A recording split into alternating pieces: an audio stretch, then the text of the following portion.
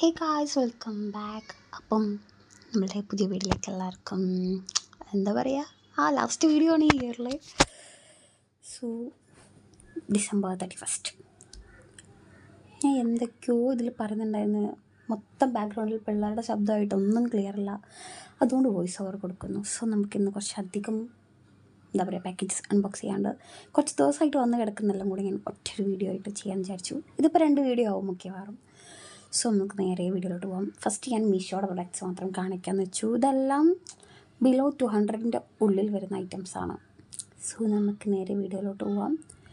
So ഇതാണ് നമ്മുടെ last video ഈ വർഷത്തെ. ഇതിന് ഒരു പാർട്ട് 2 കൂടെ വരും. അപ്പോൾ ഞാൻ വിചാരിച്ചു ഇത് എൻ്റെ പഴയ ഫോണിൽ തന്നെ എടുക്കാം എന്നുള്ളത്. വേറൊന്നും കൊണ്ടല്ല, മറ്റേ ഫോണിൽ ഇപ്പോൾ എടുത്താൽ ശരിയാവില്ല. ഞാൻ ഇപ്പോഴൊന്നും എഡിറ്റ് ചെയ്തെടുത്തില്ല, അതുകൊണ്ടാണ് ഞാൻ എൻ്റെ പഴയ ആൻഡ്രോയിഡിൽ തന്നെ എടുക്കാമെന്ന് വിചാരിച്ചു. ഫസ്റ്റ് വന്നിട്ട് ഒരു ഗോൾഡൻ കളർ ചെയിൻ വാച്ചാണ്.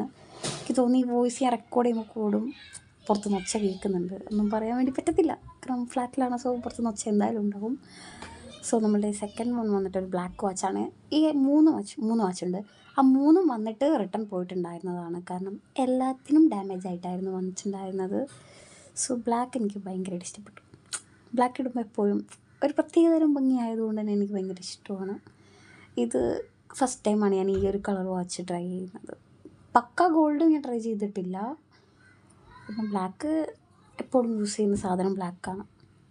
ഇതും എനിക്ക് നല്ല ഇഷ്ടമായി. സോ എനിക്ക് 3 കളർ വാച്ച് എടുക്കണം ഉണ്ടായിരുന്നു. പിന്നെ സിൽവർ ഇന്ത്യയിലുണ്ട്, റോസ് ഗോൾഡ് വേറെയും ഉണ്ട്.